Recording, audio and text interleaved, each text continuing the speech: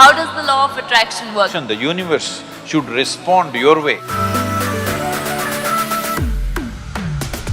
You can determine your destiny, that's what being human means. If you transcend the limitations of your own logical mind, what is there is here, what is here is there. So my question is, if someone is sending out, okay, you want your life to be a certain way, you send out positive signals, which is great, but… To whom? To the universe. To the universe. Which direction? Up or down? That's what I'm asking. How does the law of attraction work? Does it really work? Law of attraction is something that happens between opposites. Yes? Whether two magnets or two opposites, male and female or whichever way, law of attraction is always between opposites, isn't it? From North Pole to South Pole to this and that, it is working like that. Right. Now you're talking about the universe. So that means you are an alien to this universe? Part of the universe. If it's part of the universe, what is there to be attracted about? Well, why do they say then you can design your own destiny? You can determine your destiny, you should. That's what being human means. Right. See, if you had come here like any other creature on this planet, they have compulsive cycles. They live by that, it's okay for them, because that's all they're capable of. Actually, if you look at your life, you're not doing anything very greatly different from what the other creatures are doing. They are born, you are born, you grow up, they reproduce, you reproduce, they die, you die. Nothing very different. But these same simple things, we can conduct them consciously. That is the significant thing about being human. The moment you conduct it, let's say you conduct your hand consciously, now this hand will do what you want, isn't it? You won't simply sit here and do like this. Now hand will do what you want. Suppose you conduct your thought consciously, now your thought will do what you want. If your thought was doing what you want, how would you keep yourself blissful or miserable? Blissful. Blissful. Yeah. If you're blissful, would you go in search of happiness? So these things that people think are the greatest things in their life, to be peaceful, joyful, nonsense, wouldn't mean a thing to you because you're blissful. But you can't say that to them, they'll feel insulted.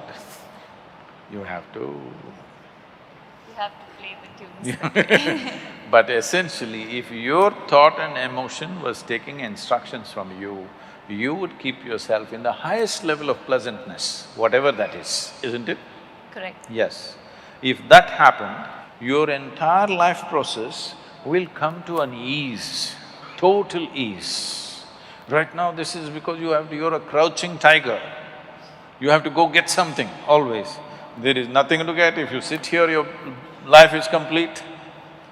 Now it's at ease, total ease. When it's in this kind of ease, it will become perceptive. Now, just pursuing a profession, making money, or even being joyful, or being loving, or falling in love, nothing means anything to you, because just sitting here, the highest level of pleasantness is happening to you. So what would you do with that life? Naturally, you would explore something that is not in your perception right now. This is how spiritual process begins. This is how you take charge of your life. Now you wish for something, it happened. I want you to know this. For most people, at least 50% of what they wish happens. It is just that they are focusing on a few things that did not happen. If you want to be fair, in a reasonably well-settled society, 90% of what they wish happens. It is the 10% they're complaining about. Yeah. Hello? Isn't it so? Yeah. 90% of your life is happening the way you want it. The 10% you're cribbing, you're never enjoying the 90% because this 10% did not happen the way you want it. Yeah. So already, to a large extent, you're in control of your destiny. A little is going off, but that little can bother you. Let's say you have to drive 100 kilometers. 90 kilometers you went properly where you want to go. At the 91st kilometer you crashed. still it's not good, isn't it? Yeah. So that's why they're complaining. I'm not saying they're complaining for nothing. Because at 90 kilometers, everything went well, just before reaching, something crashed. So they still suffer for that. Now, right now, this is because situations are happening around us. Not all situations will ever happen the way we want it. Because situation is not just me. Situation is so many people involved, so many forces involved. All of them need not happen my way. But if I'm happening my way, I'm blissful, okay? Whether the golf ball flies straight or goes into the mountains, I'm still blissful. Right. As long as you're playing golf. Even if I'm not playing. Right. So now coming to this, now as long as things happen your way and you're on your own path and you're blissful and positive. No. I'm not saying as long as things happen your way, you will be blissful. If No, you're blissful, things will it happen. doesn't matter which way it happens. Right, Whichever way it happens, you're blissful. right. See, this is essentially, the world has put cart before the horse.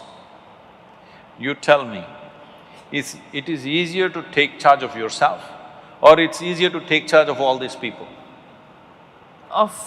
It's tougher to take charge of yourself. Oh, you can take charge of these people, try. Why I'm saying that is because people don't realize that they need to take charge of themselves and are out there to take charge of societies and communities and people and trying to change No, others. right now, you're sitting here. To myself. Is it easier to take charge of yourself or take charge of all these people? Myself. Yourself. You must first do that, no? What is simple and easy? If you take charge of yourself, let us see how much we can get cooperation from these people. Now, when you say you're in pursuit of happiness, what this means is, you want all of them to function the way you want. Now, when we say, if this happens, I will be happy, if that happens, I will be happy, what it means is, the world should function, the universe should respond your way. That's not what I'm saying. No, I don't believe in that because that's trying to put conditionality into everything that, this is how it should function according to me. What I was saying was that say, okay, for example, a very basic example of somebody wants to be an actor or somebody wants to be a cricketer, and I'm taking a very basic example of what you want to do in life. And you work… Let's say it did not happen. It did not happen means what? People did not like your acting, or the selectors did not like your cricket, something happened. Right. So what you want did not happen. Can you still sit here blissfully? That's a question. Not a lot of people. That is why I'm saying, what you're trying to do is, when you say, everybody should like what I am doing, in some way you have to take charge of their minds, that's what you're doing. In some way, through your cinema or whatever, in some way you're taking charge of their mind and doing what appeals to them, and that's why it's working, isn't it? Otherwise it won't be working. Right. So, which is easier, taking charge of this or taking charge of them? This.